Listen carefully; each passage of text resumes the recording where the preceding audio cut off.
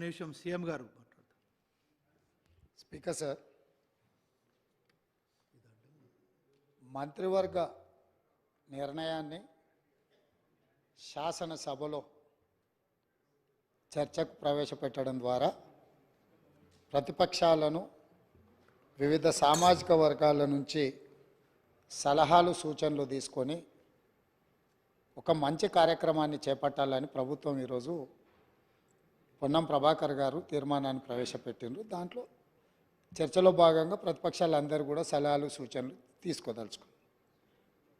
అయితే ఈ సందర్భంగా సలహాలు సూచనలు ఇచ్చేదానికంటే కూడా అనుమానాలను లేవనెత్తడం ద్వారా ఈ అంశాన్ని పక్కదోవ పట్టించి ప్రజలకు కొన్ని అనుమానాలను రేకెత్తించే విధంగా చర్చ ఆ దిశగా జరుగుతుంది అధ్యక్ష. ఈ సందర్భంగా నేను తమ ద్వారా ప్రతిపక్ష పార్టీలకు సభలో ప్రాతినిధ్యం లేని మిగతా వర్గాలకు సామాజిక వర్గాలకు కూడా తమ ద్వారా నేను ఏం చెప్పదలుచుకున్నా అంటే బడుగు బలైన అల్పసంఖ్యాక వర్గాల అభ్యున్నతికి నిరంతరం పాటుపడ్డ చరిత్ర కాంగ్రెస్ పార్టీది. అందులో భాగంగానే కాంగ్రెస్ నేతృత్వంలో ఉన్న యూపీఏ 1 సందర్భంగా మైనారిటీల యొక్క అభ్యున్నతి కోసం వాళ్ళ ఆర్థిక స్థితిగతులను అంచనా వేసి వాళ్ళ మేలు కోసం వాళ్ళ అభివృద్ధి కోసం చర్యలు చేపట్టాలని ఆనాడు జస్టిస్ రాజేందర్ సచార్కం నేతృత్వంలో దేశంలోని ముస్లిం మైనారిటీ స్థితిగతుల అధ్యయనానికి ఉన్నత స్థాయి కమిటీ వేయడం జరిగింది అధ్యక్ష. ఆ రోజు ఆ కమిటీ చేసిన సమగ్ర అధ్యయనం చేసిన సిఫార్సులను ఆధారంగా ముస్లిం మైనారిటీ అభ్యున్నతికి కన్వీనియర్గన్ రీతిలో ఆ రోజు ప్రభుత్వం చర్యలు చేపట్టింది. అది చరిత్రలో కాంగ్రెస్ పార్టీ తీసుకున్న నిర్ణయాలు కూడా మన కళ్ళ ముందు ఉన్నాయి. ఇలాంటి అనుభవాలన్నిటిని క్రోడీకరించి మన రాష్ట్రంలో ప్రధానంగా అన్ని వర్గాలకు సంబంధించిన సమాచారాన్ని సేకరిస్తూనే వెనుకబడిన తరగతుల వారి యొక్క అభ్యున్నతి కోసం వారికి అవసరమైన ఆర్థిక సహాయాన్ని అదేవిధంగా రాజకీయంగా కానీ విద్యాపరంగా కానీ ఉద్యోగపరంగా కానీ అన్ని రకాలుగా ఆ వర్గాలకు ప్రభుత్వం అండగా నిలబడాలన్న ఆలోచనతోని మా నాయకుడు పార్లమెంట్ సభ్యుడు రాజీవ్ గాంధీ గారు వారసుడుగా రాహుల్ గాంధీ గారు ఏదైతే మాట ఇచ్చిండ్రో ఆ మాటను నిలబెట్టడానికి ఈరోజు ఈ ప్రభుత్వం పూర్తి స్థాయిలో ప్రయత్నం చేస్తుంది. అందుకే ఈరోజు ఏ విధంగా అయితే సచార్ కమిటీ ద్వారా మైనారిటీ వర్గాలకు మేలు జరగడానికి నిర్ణయాలు తీసుకున్నామో ఈరోజు కూడా ఈ సభలో శాస్త్రీయ పరంగా ఒక అంచనా సమగ్ర ప్రణాళికలు విధానాలను రూపొందిస్తాం. ఇందులో మరి ఎందుకు మా సభ్యులకు లేకపోతే సీనియర్ శాసనసభ్యులు మంత్రిగా వారికి సుదీర్ఘమైన అనుభవం ఉంది కడియం శ్రీహరి గారు, వారి అనుభవాన్ని ఉపయోగించి ప్రభుత్వానికి ఏమైనా సూచన చేసినా ఆ సూచనలు తీసుకొని భవిష్యత్ కార్యాచరణ నిర్ధారించుకోవడానికి ప్రభుత్వానికి ఎలాంటి భేషజాలు లేవు అధ్యక్ష. చాలా విస్పష్టంగా ఈ రాష్ట్రంలో ఉన్న జనాభా మొత్తం మీరు సమగ్ర కుటుంబ సర్వే చేసినామని గొప్పగా చెప్తున్నారు. ఇంతవరకు ఎప్పుడైనా ఆనాటి ప్రభుత్వం సమగ్ర కుటుంబ సర్వే చేసి ఈ సభలో వాటి వివరాలను ఎప్పుడైనా చెప్పినరా అధ్యక్ష? సమాజంలో ఉన్న ప్రజాప్రతినిధులకు కానీ ప్రజలకు కానీ ఆ సమగ్ర కుటుంబ సర్వే ఎప్పుడైనా అందుబాటులో పెట్టినరా అధ్యక్ష? దాదాపుగా 10 సంవత్సరాలు అవుతుంది. అదొక రహస్య నివేదికగా మీరు మాత్రమే సమగ్ర కుటుంబ సర్వే చేసి ఒకే ఒక్క కుటుంబము ఆ వివరాలన్నీ దాచిపెట్టుకొని వాళ్ళకు అవసరమైనప్పుడు వాళ్ళు చూసుకొని ఎన్నికలప్పుడు దాన్ని ఉపయోగించుకొని మిగతా సమయంలో ఎవరికి అందుబాటులో లేకుండా చేసింది. మాకు అట్లాంటి ఉద్దేశం లేదు అధ్యక్ష. మేము ఈరోజు ప్రవేశపెట్టిన తీర్మానంలో స్పష్టంగా వెనుకబడిన తరగతుల, షెడ్యూల్డ్ కులాల, షెడ్యూల్డ్ తెగల మరియు మిగతా బలహీన వర్గాలకు చెందిన ప్రజల అభ్యున్నతిని నిమిత్తం వివిధ సామాజిక, ఆర్థిక, విద్యాపరమైన, ఉపాధి, రాజకీయ అవకాశాల ప్రణాళికలను రూపొందించి అమలు పరిచేలా తెలంగాణ మంత్రివర్గం 4/2/2024 తేదీన చేసిన సిఫార్సు మేరకు తెలంగాణ రాష్ట్రమంతటా సామాజిక ఆర్థిక విద్యాపరమైన ఉపాధి రాజకీయ కుల సర్వే కులగణన ఒక సమగ్ర ఇంటింటి కుటుంబ సర్వేను చేపట్టాలని ఈ సభ ఏకగ్రీవంగా తీర్మానిస్తుంది. ఇందులో ఎలాంటి అనుమానాలకు శశబిషలకు తావు లేకుండా ఈ ప్రభుత్వం ఒక తీర్మానాన్ని ప్రవేశపెట్టింది. ఈ తీర్మానాన్ని మీరు అర్థం చేసుకొని మీకున్న అవగాహన మేరకు మీకున్న అనుభవం మేరకు మీరు ఇంకేమైనా ఇది అమలు చేసే క్రమంలో ఏదైనా న్యాయపరమైన చట్టపరమైన చిక్కులు వచ్చే అవకాశం ఉందని మీకు ఏదైనా అనుమానం ఉంటే మీ అనుమానాలతో పాటు దీన్ని అమలు చేయడానికి సూచనలు ఇవ్వండి.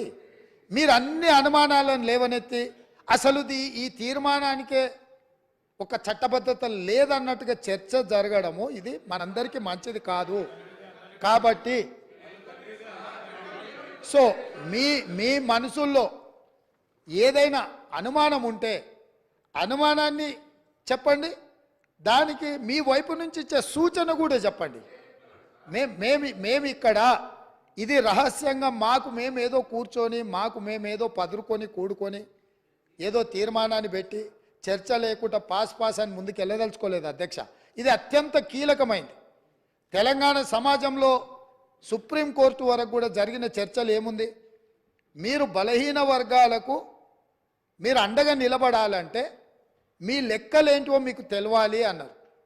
ఈ బలహీన వర్గాల లెక్కలు తెచ్చి వాళ్లకు నిధుల విషయంలో నియామకాల విషయంలో సహేతుకమైన వాళ్ళ వాటాను వాళ్ళకి ఇవ్వాలని ఆనాటి కేంద్ర ప్రభుత్వం 2011లో ప్రయత్నం చేసింది.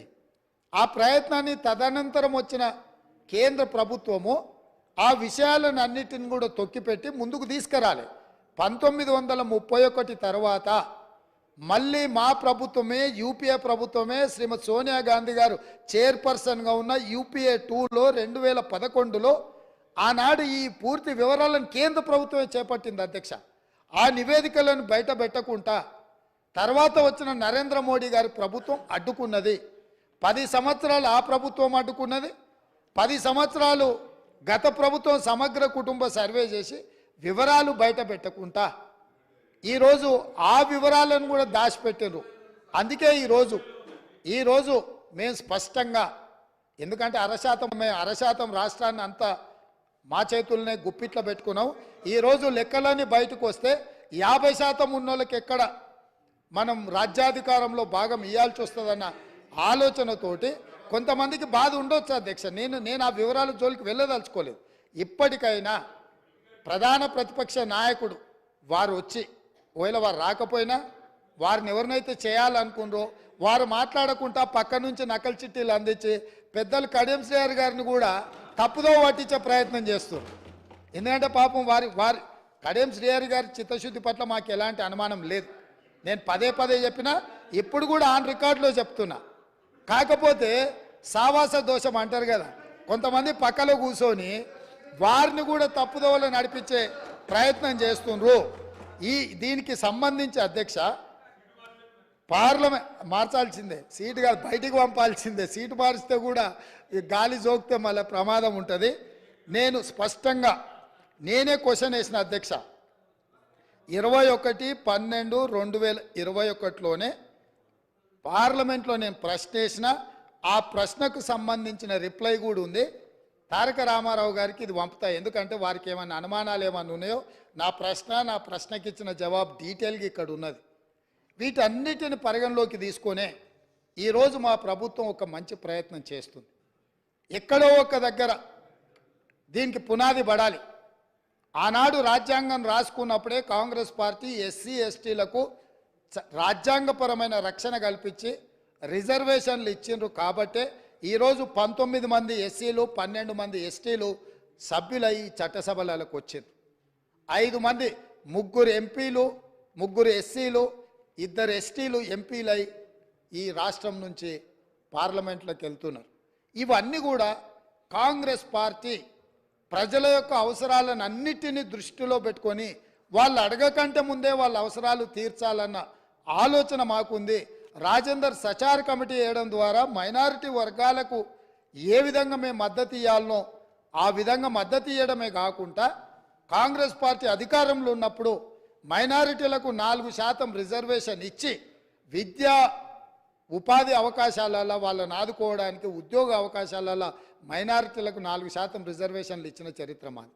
ఇక ఈరోజు మేనిఫెస్టో ఎన్నికలు హామీలు ఉన్న ఒకవేళ చర్చ చేయాలనుకుంటే తమరి అనుమతితోటి మళ్ళొకసారి ప్రత్యేకంగా చర్చ పెడదాం. మళ్ళీ వచ్చే సమావేశాలలో కానీ మీరు ఏదైనా ప్రత్యేకంగా సమావేశాలు ఇచ్చినా 2014, 2018 ఎన్నికలలో మీ ఎన్నికల మేనిఫెస్టోలో ఏమేం పెట్టిండ్రు, ఏమేమి అమలు చేసిరు, 2023 ఎన్నికలలో మా మేనిఫెస్టోలో ఏం పెట్టినాం, ఈ 70 రోజుల్లో మేము ఏం అమలు చేసినాం, భవిష్యత్తులో ఏం అమలు చేయబోతున్నామో మేనిఫెస్టోల మీదనే ఓ ప్రత్యేకమైన చర్చ పెడతాం. మాకు ఎలాంటి అభ్యంతరం లేదు. ఒకవేళ మీరు ముందుకు వస్తే మీ సభాపక్ష నాయకుడిని మీ నాయకుడిని అడిగి వారి అనుమతి తీసుకొని రండి. ఎందుకంటే మళ్ళీ మేము ఇక్కడ పెట్టినాక వారు వద్దన్నారు అనుకో, మీరు అందరు మళ్ళీ సభలో లేకుండా బయటకు వెళ్తారు. కాబట్టి ఇప్పటికైనా పెద్దలు శ్రీహరి గారిని మీకు ఎలాంటి అనుమానం అక్కర్లేదు, మీ అనుభవాన్ని ఉపయోగించి ఈ ప్రభుత్వానికి మీరు ఏమైనా సూచన చేస్తా అంటే మిత్రుడు గంగుల కమలాకర్ గారు కూడా మొన్నటి వరకు మంత్రిగా ఉన్నారు. వారి అనుమానాలతో పాటు అనుమానాలను అడగడాన్ని మేము అభ్యంతరం పెడతలేము. మీ అనుభవంతో పాటు ఈ ప్రభుత్వానికి సూచన చేయండి. నా వైపు నుంచి సభాపక్ష నాయకుడిగా మా చిత్తశుద్ధిని మీరు ఎలాంటి శంకించాల్సిన అవసరం లేదు. స్వయంగా మేము ప్రభుత్వం ఏర్పడ్డ ఎంబడే మంత్రివర్గంలో మేము తీర్మానం చేసినాం నెల తిరగకంటే ముందే. ఈరోజు సభలో కూడా మేము ప్రవేశపెట్టినాం, మీరు అడగలే, మేమే ముందుకు వచ్చినాం. అంటే ఇక్కడ ఈ మంత్రివర్గ తీర్మానం కానీ సభలో ప్రవేశపెట్టిన తీర్మానం కానీ ఇవన్నీ స్వయంగా మేము ముందుకు వచ్చి చేస్తున్నాము. భవిష్యత్తులో కూడా ఈ మొత్తం సమాచార సేకరణ తర్వాత అది లోకల్ బాడీ రిజర్వేషన్ కావచ్చు, చట్టసభలలో మన జరిగిన ఉమెన్ రిజర్వేషన్లో కూడా ఉపకులాల యొక్క రిజర్వేషన్లు ఏ విధంగా ఉండాలనో కూడా మా పార్టీ పార్లమెంట్లో కూడా ఆ విషయంలో మాట్లాడిన సంగతి మీకు తెలుసు. ఈరోజు ఇక్కడ మేం చెప్తున్నది విస్పష్టంగా ఈ తీర్మానము ప్రధానంగా బలహీన వర్గాలను బలోపేతం చేయడమే మా ఉద్దేశము. పాలితులుగా ఉన్న ఈ బలహీన వర్గాలను పాలకులుగా తయారు చేయడమే మా ముఖ్య ఉద్దేశము. వాళ్ళు ఎంతున్నారో వాళ్ళకంత నిధులు కేటాయించి వాళ్ళ ఆర్థిక ప్రయోజనాలను వాళ్ళని ఆర్థికంగా కూడా నిలబెట్టాలనేదే మా ప్రభుత్వం యొక్క ఉద్దేశము. కాబట్టి ఇంత మంచి తీర్మానం తీసుకొచ్చినప్పుడైనా మీరు ముందుకొచ్చి ఈ తీర్మానాన్ని స్వాగతం పలికి దీన్ని ముందుకు తీసుకెళ్లాల్సిందిగా ఏమైనా సూచనలు ఉంటే కూడా చేయండి. 1, 2, 3 ఇవి మా సూచనలు. ఇందులో మీరు ఈ సూచనల ప్రకారం చేస్తే ఇంకా వాళ్ళకి మేలు జరుగుతుంది అని మీరు చెప్తే తప్పకుండా ప్రభుత్వం వాటిని పరిశీలిస్తుంది, సహేతుకమైన సూచనల్ని పరిగణలోకి తీసుకుంటుందని తమరి ద్వారా వారికి అందరికీ నేను తెలియజేస్తున్నా. అధ్యక్ష కమలాకర్ గారు, కొంచెం శ్రీహరి గారు ప్లీజ్.